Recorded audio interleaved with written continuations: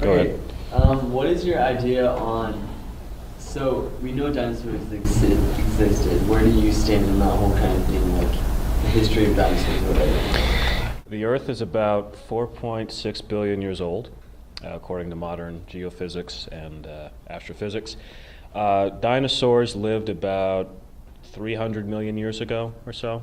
So they haven't existed when humans have existed. I accept the average story. There's no. I think maybe your question, did humans and dinosaurs coexist at some time? Not necessarily, like, because I know they never did. I know humans and dinosaurs never existed. Okay, well you're way ahead of a lot of Americans. So go ahead. Well, I'm not joking. There's a survey, I think it was in 2016, at Pew, where they were talking, and about 40% of Americans believe that humans and dinosaurs existed at the same time, which only happens in the Flintstones. But besides that, go ahead. Well, I was talking to my seminary teacher, and he has his idea of how dinosaurs kind of came into play was, so the Earth we know was once terrestrial, right? It's yeah. Was once terrestrial, or? The Earth, like Yeah. the world, and then Adam fell. Oh, okay. Right. But so, I don't know, do you remember Brother Dunford's dinosaur theory? Oh boy. I've heard a lot of these. like when, like, do you think dinosaurs existed? Is what you're saying? Because I'm not like when, but like. Have where dinosaurs been on this planet? Yes. Like, Yeah. somewhere on the planet would have like existed, like during the planet the world was being created, and then when Adam fell, like humans were here, so it's like trying to think. I think this question is kind of, how do you view the fall, in some sense? Yeah. Right. Okay. The first thing I would say is, and Brigham Young will back me up on this, what we have in the Bible is not exactly the story of how it all happens. It's a very watered down story. For example, this may be the controversial part, I don't believe they're just Adam and Eve are in the garden. I think that it's a much more expansive story. One is because two people cannot possibly populate the earth, scientifically, genetically impossible. So, a lot of questions there. The whole of the earth falling and rising, again, that's just something we don't have much revelation on, so I think what the best answer is probably best not to speculate, but go with what science is telling us. And I think this also plays into kind of evolution of how we've evolved over millions of years on this planet. So, does that kind of answer your question? Yeah, May I add a comment? Yes, you can. Towards the panel. That's right, it is. I don't have to ask your permission. I'm going to add a comment to that question. It's interesting what Elder Holland said at a General Conference a few years ago, talking about the fall. And he said, like, for Adam and Eve and those in the garden, there was no death and so forth, right? Like Elder Holland has got us, and he's not alone. Others in the past, both general authorities and church scholars, have kind of gotten us on this track of seeing the story in Genesis as kind of a microcosm of the bigger picture, right? So, like in the book of Moses, for example, Moses chapter 1, Moses has this big vision of the whole earth, and he says, "And I saw Adam, which is many." Right, like it's like it seems to be, you could read it like he sees Adam in the midst of this bigger thing happening, right? Like, and so within the bigger, expansive, universal vision he has, he hones it on, this guy and this girl, Adam and Eve, right, and their sort of thing. So one way that I make sense of it is just to consider, as Tarek said, that we don't have the full picture. We're not biblical inerrantists. We're not like the idea that, well, the Bible says it, we have to like literally interpret it 100% of the time and just call it good. We're not like scriptural inerrantists, and so we should be open to these sorts of possibilities. There's nothing necessarily that contradicts Latter-day Saint theology with having an Earth that's 4 billion years old. There's nothing about dinosaurs that contradicts Latter-day Saint theology. It's just a matter of fine-tuning some of the details as far as we know, and having the proper paradigm in how we read the creation accounts. I won't get too much into it, but I think Genesis is meant to be read as myth, the genre of myth. Now, myth is it's too bad that the word myth today has like a bad or a negative connotation, because when you think of myths, you think like a false story that someone just made up. But myths, like the classical Greek sense, again going back to ancient Greece, like a myth was a sacred story that was meant to like explain a certain phenomenon or to situate people in the universe and give sense and meaning to the universe. And so myths can be true in the deeper sense of they convey true metaphysical principles about who we are and our relationship with God, even if the story that tells the myth or the myth itself is not literally true. So it gets complicated with these sorts of things. But you can still have the plan of salvation be true, Adam and Eve fall, all this sort of stuff, while also, leave it there, that's good, while also being open to science and these sorts of things. I'll comment too. I remember I was I think it was in middle school, and my best friend's mother told me she thought dinosaurs were the size of chickens because they had to fit on Noah's Ark. And all the bones have been enlarged, and that was, one of Satan's tricks. I heard that So, on my mission. have you heard that? Yeah. Oh, yeah. I was in the South, so. And in a way, she's right. There are dinosaurs the size of chickens. They're just called lizards. Also chickens, also yeah. birds. Also Birds chicken- are descendants of dinosaurs. Yeah. Well, that's the lies of the devil. But I think No? Okay. I think like we don't know. I've heard, of course, that theory, that Keep talking. dinosaurs came from different planets, and that like when all the planets merged together, you can speculate on a lot of things. I think dinosaurs, they came before Adam and Eve, but I have, can you differentiate the Earth from the world? Our world began with Adam and Eve, but did our Earth begin with Adam and Eve? No. So, were there people on this Earth before our world? We don't know. And I'm totally comfortable with not knowing that. Pre-Adamic people, I don't care. Our world began with Adam and Eve. Our Earth didn't. And what happened before? Well, I have no idea, but I'm excited to find out one day. So in the new era, right, the church magazine for young adults and youth, the question is, what does the church believe about dinosaurs? Now this is February 2016, so just about 2.5 years ago. Did dinosaurs live and die on this earth long before man came along? There have been no revelations on this question, and the scientific evidence says yes. And it says in parentheses, you can learn more about it by studying paleontology if you like, even at church-owned schools like BYU. They have a great dinosaur program there, paleontology program, I should say. The details of what happened on this planet before Adam and Eve aren't a huge doctrinal concern of ours.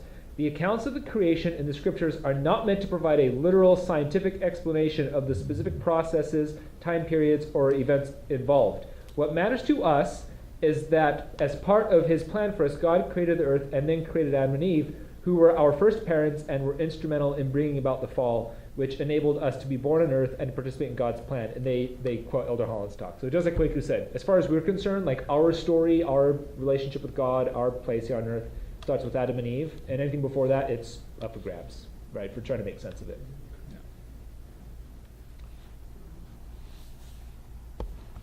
I got one. So last time, yesterday, we talked about like constructs and how like different religions believe different things. And so when it says in Genesis, let us make man in our image, how do like other religions take that scripture? Like for example, we believe like that God has a physical body, but other religions Right. like don't. Right. And so how does that fit in? And then two,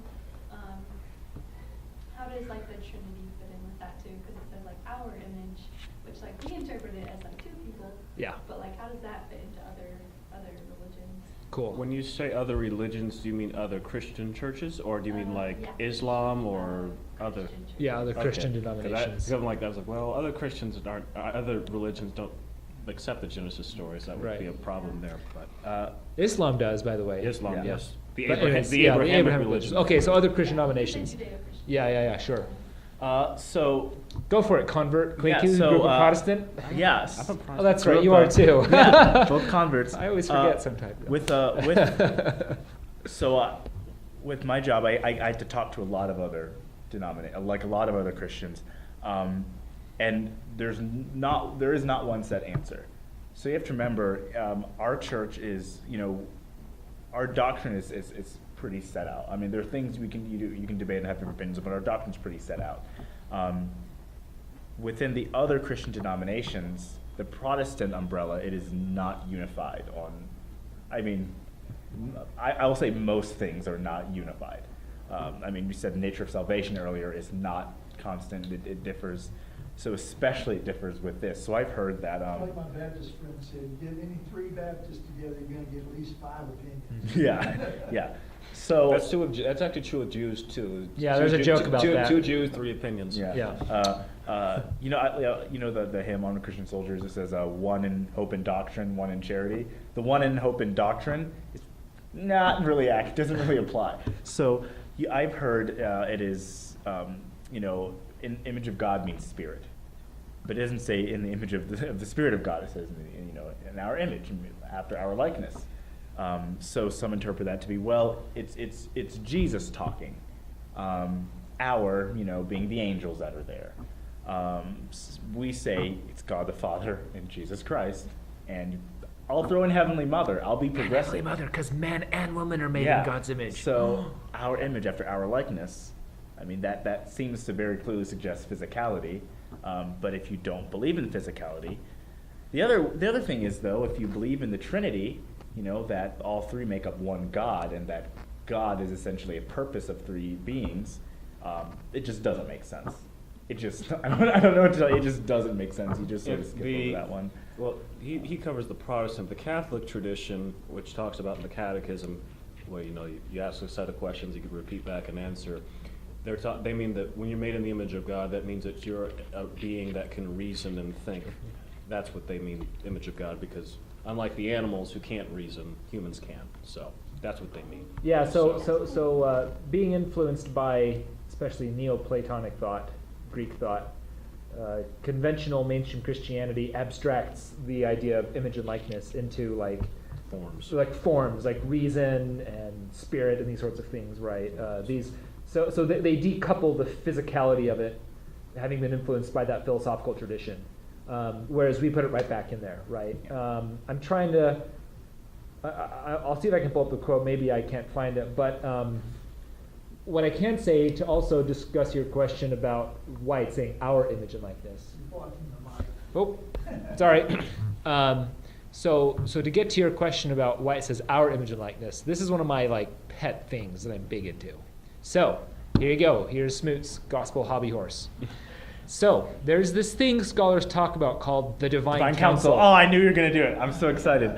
Fun fact: Smith's first vision. Divine Council. Okay. So we have a three Mormons episode where I came on and talked about this. Dang it, I wasn't there for it. About why do we worship multiple gods? And then there's the LDS Perspectives podcast. LDS Perspectives podcast. I also did. So here's I sound like a broken record. Everything to me is Divine Council. It's like the Book of Mormon, the Divine Council, right?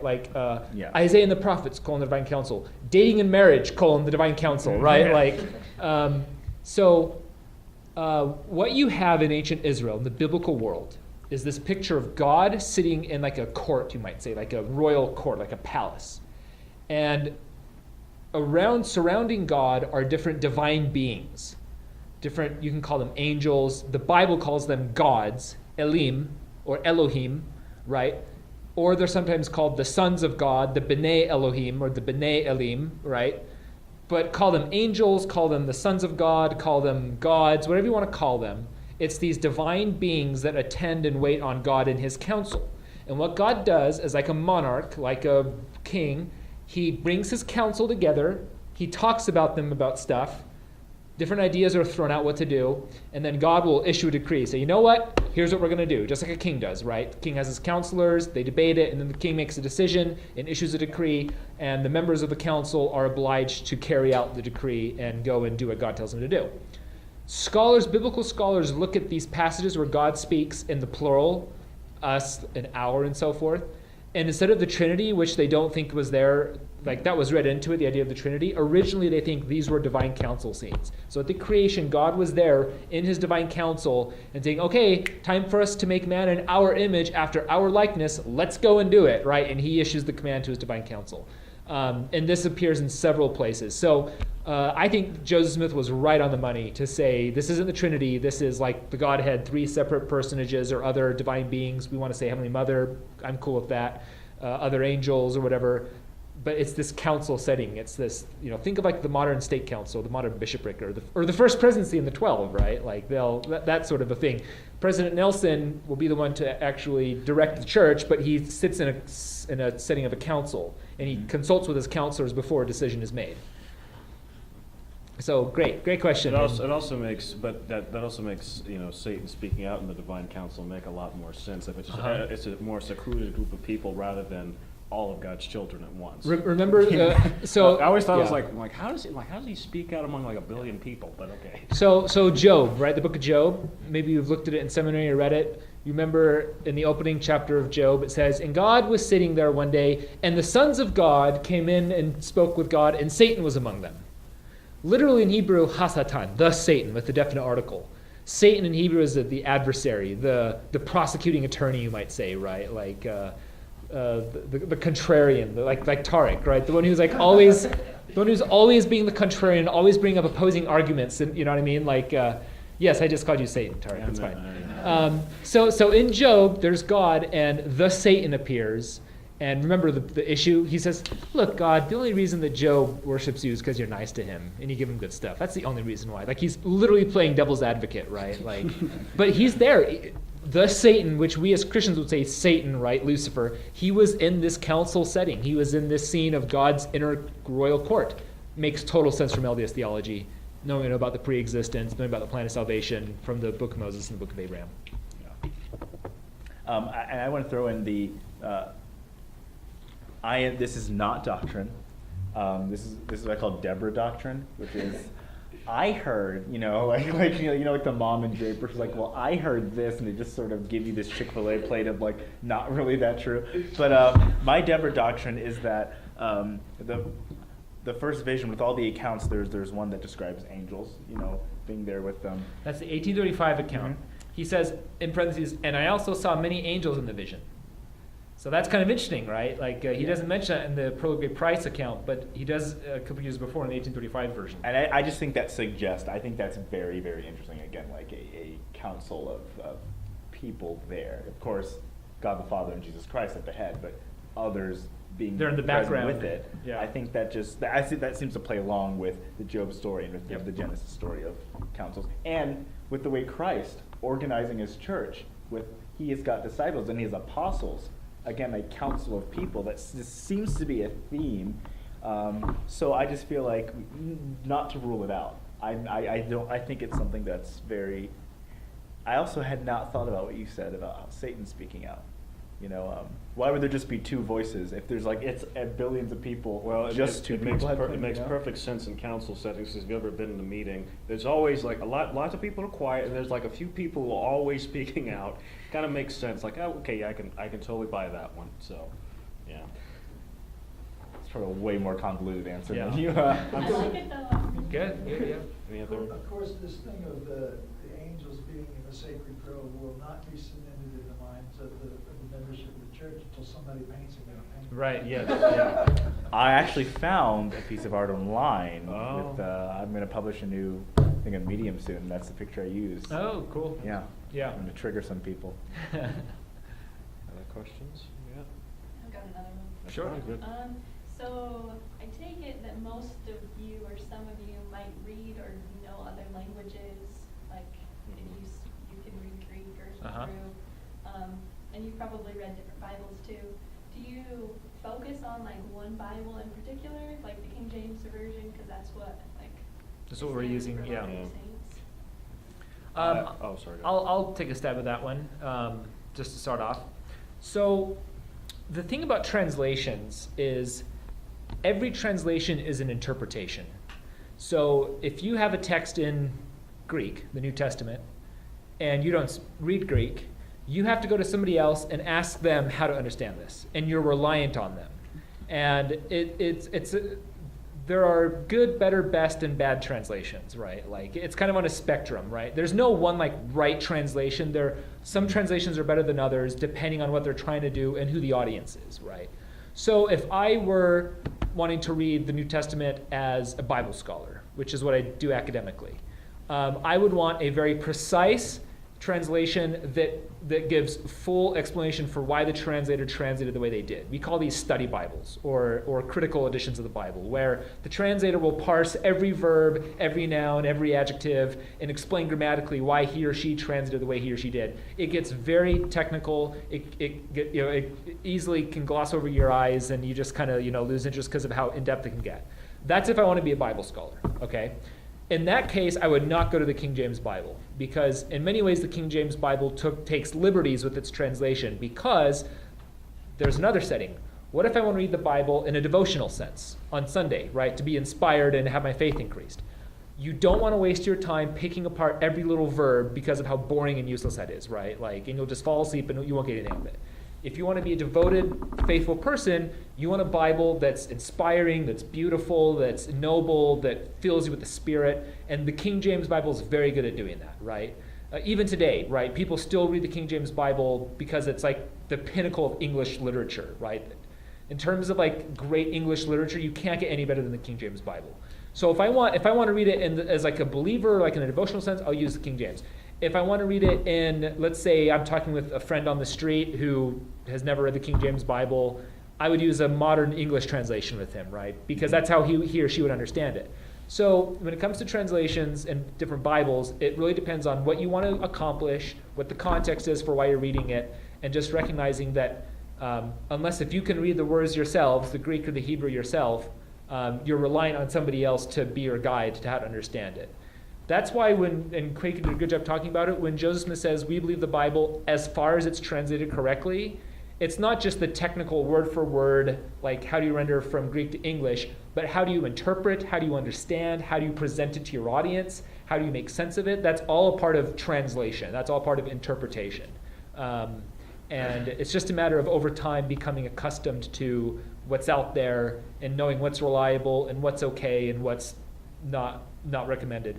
There's the Pigeon Bible, for example, or the Jive Bible and stuff, right? It's such a loose paraphrase that it's almost worthless in actually communicating what it's trying to say. So yeah, it just comes with time and experience and study to find sort of what works and within what context. In terms of translations, we at the street level, many Christians, evangelicals will say, well, the Bible's inerrant and it's set in stone and whatever. But at the more academic level and the pastoral level, I think it was, when was the Chicago Conference on Inerrancy? 1960s or 50s, I believe. 50s and yeah. Like that. And this was a group of, 70 churches who sent representatives to Chicago, and they had a big conference on this question of translations of the Bible. And they came out with what they called the Chicago Statement on Inerrancy, which is ascribed to by many, many Christian churches today. And I put it in my book, it says, since God has nowhere promised an inerrant transmission of Scripture, it's necessary to affirm that only the autographic text of the original documents was inspired, and to maintain the need of textual criticism as a means of detecting any slips that may have crept into the text in the course of its transmission. It says the copies we possess are not entirely error-free. And so that's the Chicago Statement on Inerrancy, which is mainline Protestant doctrine. Version. But that's at the academic or pastoral level. At the street level, you're going to find a different version. Yeah, I'm told all the time, trust the Bible. They say trust the Bible, trust the Bible. As if that's just one book. Yeah. Well, that's the issue, right?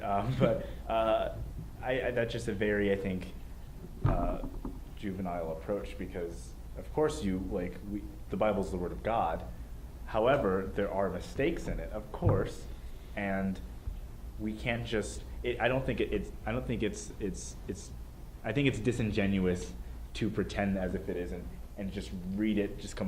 Just read it like a normal book, or just read it as if there's no more depth to it. I think that it becomes pointless. It doesn't bring you closer to God or actually give you better understanding of the gospel. it just creates that sort of I like to call it I call it a suburban Jesus and suburban religion. I actually borrowed that from a Green Day song during my angsty phase in high school, and I feel like that's what you get. You get a very watered down, like the Jesus that Like just Jesus the that wears mama hugs. jeans. Yeah, like, yeah, and the a white Pinterest polo. Jesus, yeah, and it isn't actually deep, and so I have no problem saying, yeah, there are mistakes in the Bible, which, like for us is like, well, obviously, but that is a shocking statement Yeah. for so many people. Now, a follow-up to this, which I think is from a Latter-day Saint perspective, is important. So Joseph Smith, when he called it a translation of the Bible, we today would call it a revision, because he wasn't necessarily reading Hebrew and Greek. He was correcting the King James English, right? But we call it the JST, the Joseph Smith translation. He identified several of these errors and contradictions, some of the ones that Kwaku pointed out, right? Things that just on a surface level don't make sense. Instead of letting those opportunities freak him out or frighten him or like diminish his faith, Joseph Smith used those as opportunities to ask questions and to dig deeper and to probe the Bible and the scriptures and to receive the wonderful revelations he did, right?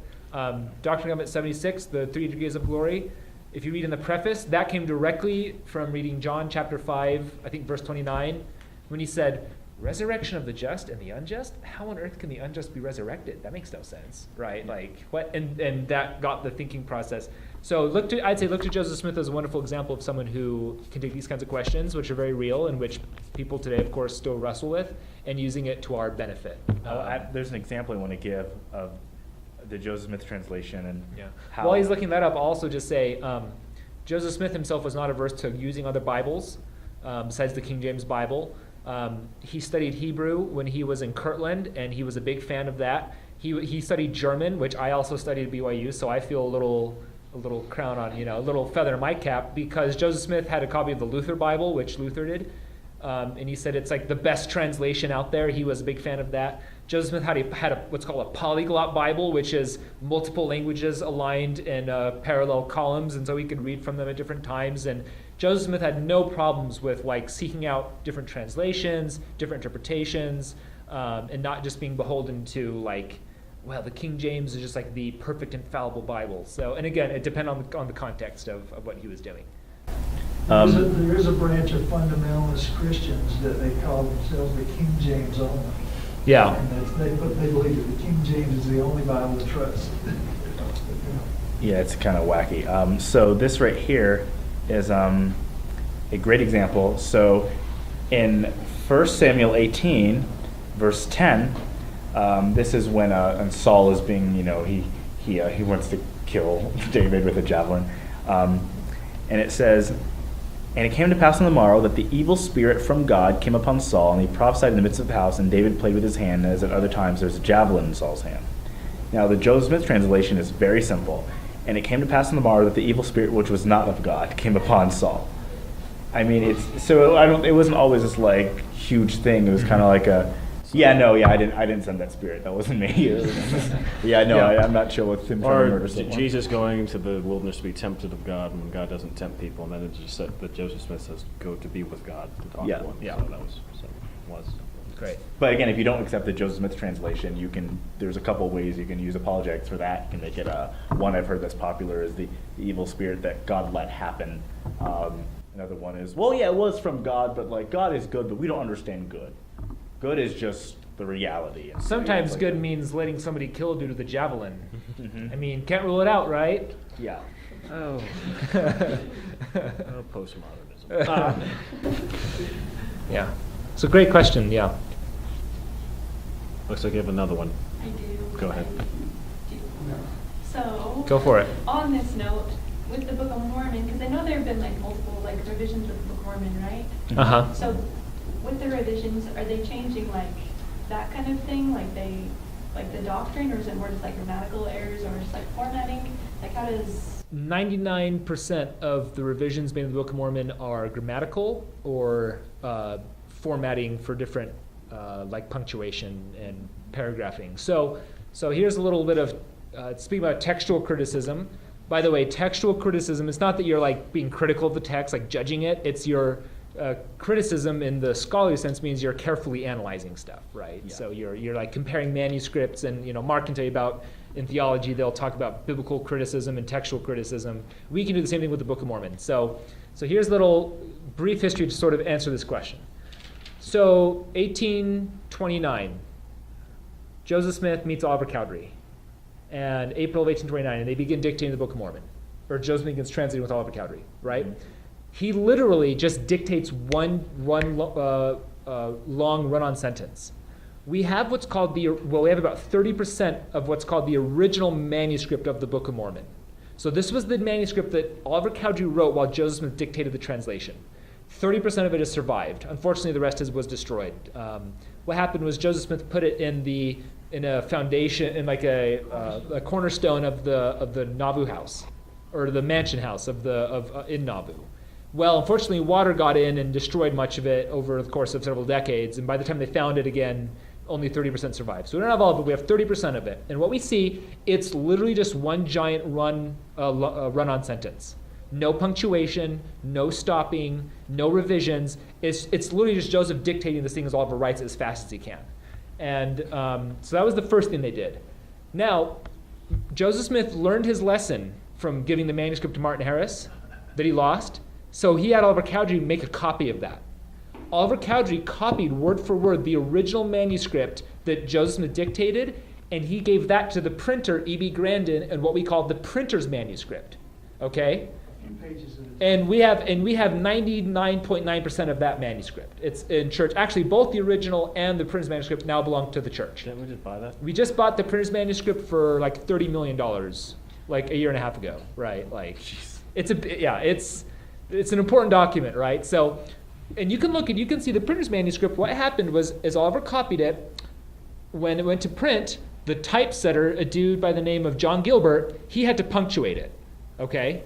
Because it was just one run-on sentence. So he punctuated it and set it to print. So it gets printed, 1830. Great. Problem is, there's lots of mistakes, punctuation and grammar. So Joseph Smith has to do revisions. He does 2 revisions in his lifetime, and then several editions after that. They eventually put it into columns, and they do like verse numbers and chapter and so forth. So 99% of the changes in the Book of Mormon, you'll probably hear this on your missions. The Book of Mormon has all these changes to it. It's mostly punctuation and grammar and formatting. There's a handful of places where it may affect the doctrine, but only on a first glance, only like if you just look at it at the surface level. If you actually look at what it's saying, it's not actually affecting it that much. So to answer your question in a very long-winded way, yes, there have been changes to the Book of Mormon, but there are none that compromise faith in the Book of Mormon or its integrity. It's overwhelmingly small technical things, and of the handful, there's like 30 or so that do affect how you read the doctrine or whatever. It only affects it in a weird way if you give like a superficial, surface-level reading of it. And by the way, for prospective elders, when you get slammed in the mission field, you stupid people believe that Joseph Smith translated with a rock in his hat or whatever. Think about it this way. If Joseph Smith is looking at the rock in his hat and he's dictating, guess what he's not doing? He's not reading other books.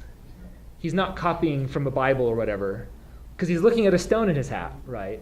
So the counter argument is Joseph Smith was such an evil genius that he literally memorized all of the Book of Mormon and was able to dictate it word for word perfectly in one time, with making no revisions, and that's in the manuscripts. He's not going back and crossing things out and making changes or whatever. He just cranks this baby out in like 2.5 months, about 12 pages a day, from memory, supposedly, without looking at the notes or manuscripts or books or whatever. I mean, for me, it's kind of easier to believe in an angel at that point, right?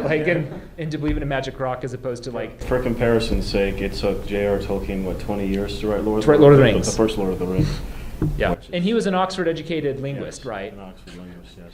Not a farm boy. Yeah, he's not a frontier farmer. Looking for water under the ground with a rock, right? Yeah. So, and even so, I mean, you take the Book of Mormon, you have these fallible prophets chiseling it into plates. And then you have that buried and you have that translated. So it's not like they had like a laptop where you can just backspace and change. Like even Nephi says if there are mistakes, it's mistakes of man, not of God. And Nephi So- talks about earlier, it's like it's hard to write on plates. Yeah, I mean, they make comments about it as they're going, wasting space. This is kind of hard, like that kind of thing. They don't really need to do that, but they just want you to know, Yeah. we're really trying for you people. You better appreciate this book. Yeah. So yeah, like the Book of Mormon is, it's not this completely perfect. You know, we believe it's the most correct, but not, infinitely correct. So. And the reason there's it's there's nothing wrong with Joseph Smith changing and editing things to be more correct for. And the reason it's the most correct book, Joseph Smith says, because it will draw men closer to God than any other book. Yeah. It's not most correct in that it has like the least amount of punctuation errors or whatever. It's most correct in that the principles will get you closer to God than any other book, which gets evangelical and other Christians super mad because they think that's what the Bible does, right? Like, and we're saying the Bible's great, but No. the Book of Mormon's better, frankly. In the Bible, you probably know better than I do, but isn't there a scripture that says like, don't add on to the book? Or Oh. something? That's in there Is that- twice. Twice. It's in Deuteronomy and it's And also in Galatians. Revelations. And- But oh, this right. actually goes back to a comment I made when Kwaku was I said to Kwaku, like, they talk about the Bible as though it's a book. The Bible is a collection of books. It wasn't put together as a Bible until I think the 4th century. So you can't it's really problematic. So you can't add to the Bible because the Bible didn't exist when those books were written. So they are talking about what they're writing. Like, please do not add to this revelation, this book.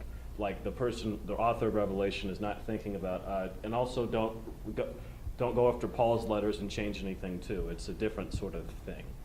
And go ahead, Kwaku. And even with I brought up Galatians mistakenly, but I think it's Galatians 3:8, which is the whether it be me or an angel that preaches you a different gospel. That one is also. That's Galatians 1. Galatians 1. Yeah. No, Galatians 3:8 is the really happy one. We're all Christ Jesus together. Yeah, I was Galatians 1 I was like, is you're the, thinking about something quite Galatians different. 3:8 is the happy one. Galatians 1, that's usually paired in with the don't change the scriptures. And so my response is that okay, yes, if an angel comes and preaches you a different gospel or someone preaches you a different gospel, this is the restored gospel. It's not the reformed gospel. A gospel of the Reformation would be something that someone is different, but something restored, brought back to a new, is the same. So if anyone troubles you with that in your mission, you're like, all right, well. Yeah, I suspect you'll get the don't add to any other books thing quite a bit, so that's a good one to know about. Yeah. Here's where we can actually turn this around. We can flip it on its head. So in the ancient world, copyright didn't exist. You can't go down the street and get a copyright on a book or whatever, right? When you have a book copied for you by a scribe and he sends it out to wherever it's going, you're at the mercy of the people receiving it. So if they decide, you know what, we don't like this part, we're going to change this, or we're going to delete this part, or we're going to this part, you can do next to nothing to stop them from doing it because it's hundreds, if not thousands of miles away. There's no instant mass communication. There's no copyright. So you're just at the mercy of the receiver. Those warnings in Deuteronomy and Revelation are probably there precisely because it was such a problem that texts were being corrupted in their transmission, either ignorantly or deliberately by people, that this was like the first century version of like the FBI warning, right, to not copy this thing unauthorized. But instead of threatening the FBI will sue you for $10,000, it's that God will throw you in a lake of fire and brimstone, right? Yeah. Like that was the threat, right? I think that one's stronger. Yeah, right. So it actually, we can say, no, look, this was such a problem in antiquity of people like falsifying documents and falsifying letters attributed to Paul and Peter and so forth, that they literally had to say, like, no, don't mess with these texts we're sending you. If you do, you're in trouble. But it's referring specifically to the text that they're receiving, not to the Bible as a whole. If you'd like a book more on what Stephen was just talking about, I recommend Forged by Bart Ehrman. He talks about that a lot. I'll add that I know this. It's going to feel like it's insulting to your intelligence, but you're actually going to have to teach people like that the Bible wasn't just dropped at once from heaven. Growing up, I mean, The Bible's a library, it's not a book. you're essentially taught that. I thought for the longest time that it was just like God just breathed and the words came and someone wrote it down. Like it all came at once. A lot of people think that, and people are actually going to be surprised when they find that that's not the case. It's like God's like SD card that he like Yeah. put into like John's ear or something, right? And just like all at once, oh, there it is. Yeah. So that's believe it. Like we're educated and we know that's of course that's ridiculous, but there's a considerable amount of people that you'll probably run into who just think God dropped it from the sky. So it sounds like I should have made some of, I told the guys yesterday, you weren't here, when I wrote my 12-page rebuttal to the Godmakers movie, which then the LDS newspaper in Southern California sent out 1,000 copies all over the place to people who wanted them. Yeah. Somebody in College Park, Texas, changed my writing, Ooh. and I got sued for $3 million. Yep. So I should have put something, like John said, into Yeah. play, I think, don't change this. And by the way, that was also the reason gosh. why Joseph Smith was told not to retranslate the Book of Lehi, was precisely because the Lord warned, if you do, then the manuscript is going to resurface with alterations, and they'll do exactly what happened to Robert, right? They'll say that you were falsifying the document. So this is all to say, eighth article of faith, we believe the Bible to be regarded as far as it's translated correctly. That is mainstream biblical scholarship. Like, there's nothing controversial about that if you look at knowledgeable, informed biblical critics and scholars of the Bible. But you'll find fat babies that will. Fat babies. that will, Yeah. That aren't too big about it. Yeah. Other questions? Well, great. I always have questions. Oh, okay. We still have like 15 We still have 10 minutes or so, yeah. Till 3 o'clock, right? Yeah. I guess I would be interested in hearing your conversion stories, because it sounds like Ooh. a lot of you, or at least These two guys are converts. Yeah. He's I'm a white bread Utah He's, Salt Lake kid, right? have you Like, seen Mountain of the Lord? no. No, dang it. it's okay. Your ancestors in there. Yeah. No, but these guys have good conversion stories, so I'll let them take the floor. You go first. Of course, you do that.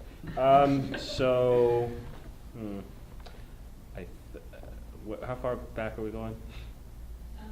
Just your conversion to the, Well, I know, but I'll start at the beginning. So I was raised as a Protestant Christian in a church that believed, very literally the Bible is the inerrant Word of God, and I, probably because I'm into philosophy, and I was when I was a kid too. I always had a lot of questions. I never got good answers. So when anti-Mormons go online and say, I have these questions, I can't get answers, I kind of understand where they're coming from, although in fairness to the LDS Church, they printed lots of books that have answers about these things, but that's another story. So I had a lot of questions. I didn't, for example, I remember, when I was a kid, I read the Bible cover to cover, and I kept thinking to myself, there's just a lot of things that don't make sense. It seems that God's a corporeal person, he's a material being. I didn't think then, and this is before I knew anything about textual criticism. I was like, there's no way that I was reading the first 5 books of the Bible, I think that's where it really started. And I said, there's no way Moses wrote all of this, because Moses dies in one of the books, so how did he write that? And then that was the first one I asked, I'm like, wait a second. I remember, because I got in trouble for this, because we were in Sunday school, and I raised my hand and said, well, in Deuteronomy it says that Moses goes to the mountain and dies, but there's another chapter after that, so how did Moses write it? Then, time out. So, just had a lot of questions. And then I was reading about Mormonism in my encyclopedia. I was going through the encyclopedia from A to Z. I went across the Mormonism part. And I was like, that's actually close to what I think is right, but I didn't know any Mormons. So I was like, that's an interesting church. I was like, I would join that church if I could. And I just kept reading, didn't think about it. And then I had some friends in choir when I was 15. And I actually had a lot of friends growing up who were LDS that never mentioned that. And then I asked them more about the church. And then as soon as that happened, I got lots of these anti-Mormon criticisms. So I spent about 3 years investigating the church. And, and another thing that really spurred my conversion, though, is I wasn't sure if I was really going to investigate, because I don't know if even though I didn't believe in my church, I was like, I'm kind of here. I'm not a person who likes change, as Smoot will tell you. So but I was watching South Park. Classic. Yes, I'm a big fan of South Park. And there was the episode where they're talking about Joseph Smith, and the part that really got my attention was Joseph putting the stones in a hat and reading the book. I was like, I didn't think it was weird. I said, that's interesting. And then I called my friend right after that. I said, hey, did that really happen? He said, no, that's not what happened. And then, of course, they never told me how the Book of Mormon got translated. So I then went and read books about it. I was like, oh, okay. And so eventually, then I joined the church in 2009, long story short. So just lots of years of wrestling. Where was all this at? This in California. I did hear about the blacks and the priesthood thing a few days before I went to church, but I always saw that as a second, Quake's story may be different, I always saw that as a second order question of saying, well, if the church doesn't have priesthood anyway, then them not giving it to blacks is kind of irrelevant, because you can't give people power you don't have, but that's just my logical brain again. I had a lot of questions, but the questions can be answered, so then I joined the church. And now I'm here in Sandy, Utah. So, Very cool, well, thank you. yeah.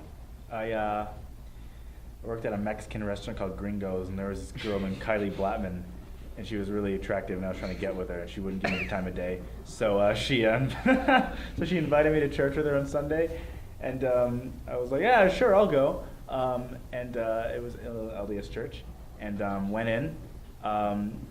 The chapel, I described it as space court, because it's set up, it looks like court, but then the giant lamps hanging from the ceiling look like star planet things, so it looks like space court. Space court. And I just went. I was really only going because I thought this girl was really attractive. And then two sister missionaries attack me when I walk in. And then That's what you guys got to do, by the way. Yeah. Just attack the investigators when they walk in. Please They, don't do that. Where is this? This is in Cypress, Texas. And they take me into they trick you into being a Mormon room. I don't know. This is one of the rooms in the back. Where The we- brainwashing room? Yeah, Is that we what just it- talked, and they just had a very happy energy about them. So they were like, will you pray about this? Ask if it's true. And I was like, yeah, sure. And I go home and give the most insecure prayer, which is like, hey, I know this isn't real, but like if it is, let me know. But don't worry, I know it's not. That's perfect. And then the summer before that, I was going to Methodist church. I was on the youth worship band for my Methodist church. And I went on a mission trip to Apache, Oklahoma to help Native Americans. So then this is about the same time after. So I go again to Apache, Oklahoma. And at this point, I don't believe in the Trinity. That's a big question because I'm like, that's not math. Like, I can count. You're trying to convince me that 2 + 1 is not 3. And I'm like, it's 3. And of course, at least our churches were teaching this bizarre mixture of modalism and Trinity because it's really hard to nail down. So usually people just sort of venture in and out of both. But I was like, it seems like it's 3 and not. I'm not sure where you're getting the 1 thing from. And then I just had questions, who I was like, most people are going to hell, are mentally challenged people going to hell, or gay people going to hell, or babies going to hell, like these questions. And so I actually wrote them all down. And I was like, this doesn't make sense. What about this? What about this? And I gave it to my pastor's husband. And my pastor, there were 2 pastors of our church, Pastor Robin, my best friend's mother, and then Pastor Haygood. And I gave it to Pastor Robin's husband, Stu, by the way, Pastor Bishop. So their last names were Bishop, really ironic. So I gave it to Pastor Bishop. Yeah, and he was like, wow, this is very Unitarian Universalist. This is very interesting. Didn't really have the answers. So then I asked our pastor, and she didn't really have answers either. She just said, I know that Jesus is the way. And so I just kept getting this feeling like LDS Church is true. I just kept getting this feeling, and I don't know how to describe it. I don't know why I just kept getting this feeling Mormonism. So I'm like praying on this trip among Native Americans, mind you. I don't make the connection that the Book of Mormon is about them. And I pray for a sign, or just like confirmation. And one of the chiefs of Apache comes to our campground and tells us how Christianity was brought to Apache, and he says Mormon missionaries came. So their whole thing exists because of Mormon missionaries. And I was like, is that a sign? I'm not sure it's a sign. I go home. On my tablet, I'm reading an LDS story. I'm reading about the kingdoms of glory and baptism for the dead. And for some reason, that's what hits me really strong. And I get this incredible feeling. So I message my LDS friend and I say, hey, I think you guys are right. I want to become Mormon. Then I go and meet with 2 other sister missionaries. I was very shallow in high school. So these are all very pretty sisters. God needed to get my attention because I was shallow. And then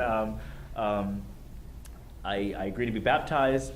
I get baptized, going to the temple for baptisms for the first time. And unbeknownst to all of us, we go in and we're all being baptized for an entire tribe of Native Americans. And I was like, wow, that's full circle. So that's the short conversion story. Yours is better. And I knew about priesthood ban way before I was Mormon. But in my eyes, I was like, I mean, I was going to a Methodist church and a Baptist church. And like Baptists did like way worse. I don't know, like in my mind, like each one did some cruddy stuff to black people. It was like Mormons just didn't give them a thing. We weren't didn't like we actively we like weren't murder. popular until 2008, if you know what I mean. Oh great. Yeah. Exactly. I remember thinking like, we were Baptists, Southern Baptists, who more or less created the Ku Klux Klan. Like I don't know why they They just did get to more or brush less, that they off. did. You know, Yeah. like they don't get to be challenged about that. That's just totally fine. But like we're the bad ones because we didn't give them a thing you already think is imaginary anyway. So like I don't know. But it was an issue for me. It was more of like I felt the confirmation that this was true. So it's like, well, I feel like God has told me this, so I'm not just gonna waste his time and worry about these other things. If he says it's true, I'm gonna follow it. So that was kind of my outlook. Great. Well, We're still have time. Excuse conversion, so everybody's got one, no matter if you're going to church. sure. I'll be very brief because it's 3 o'clock. Sixth generation member of the church. My third great grandfather, Abraham O. Smoot, was like missionary commanders with Wilford Woodruff, and so I go way back. Also, fun fact about Abraham O. Smoot: he was one of Utah's most prominent slave owners. So, Thanks, pal. sorry about that. So I'm like sixth generation LDS, born and raised in Salt Lake City. Born in Salt Lake City, then raised in Camas, Utah, and then back to Salt Lake for most of my childhood and teenage years. In terms of conversion, I had just, as a kid, took everything for granted. Oh, sure, everything I learned in Sunday school is great. Yeah, Joseph Smith, gold plates, Jesus, that's all fine. It wasn't until I was like 14 or 15, so about Joseph Smith's age, actually, when he started having questions, I started reading a guy named Hugh Nibley, which I mentioned him, and I contracted Nibley-itis, which is a derangement of the brain where you focus all your time and attention on ancient history and at the detriment of your social skills or your dating life or things like that, right? Still got it, So in high school, I just got way into Hugh Nibley and other Mormon thinkers and theologians and apologists and so forth. And I was like, wow, this is all really great. And I had some spiritual experiences as a teenager that confirmed that what I'd been taught as a kid was true. But also just intellectually, I was seeking out the anti-Mormon stuff, like the forbidden fruit, right? At the encouragement of my parents, actually, my dad especially wanted me to know what the other side was saying about us and know what the arguments are so that I could be informed and make informed decisions. And just the more I read into it, the more I saw that challenges against the church didn't hold up to me. This isn't to say that there aren't valid questions or concerns that people raise. There certainly are. But the conclusions, okay, Joseph Smith had multiple First Vision accounts, therefore the LDS Church is false. I never could accept that. The logic did not flow for me. And so over the years, it's been reinforced, and I've felt confident in my, my intellectual alliance or allegiance to Mormonism. And I am where I am today because of Hugh Nibley. I said, I want to go to BYU and study ancient languages and cultures, which is to say I want to be unemployed for my entire life, as opposed to going into business or financing or something or become a lawyer. No, I'm going to learn Hebrew and Greek and, work at Costco, I guess. I don't know, right? That's all it's good for. Because philosophy just makes tons of sense. Because philosophy, Tarek's got the right number. So that's sort of my story. And ever since then, again, there are challenges and questions. I have questions still. I haven't resolved everything. I'm not pretending like it's all just neatly answered and we can just go home and take care of it. However, I'm convinced that intellectual issues that people bring up against Mormonism, for the most part, don't pan out. That there are very good, very solid answers to critiques and criticisms of Mormonism, so much so that I feel confident exercising the faith and the spiritual experiences I've had that it's true. Beautiful, beautiful. Thank you. Thank you so much. Great. Mark, I was surprised you didn't ask any questions.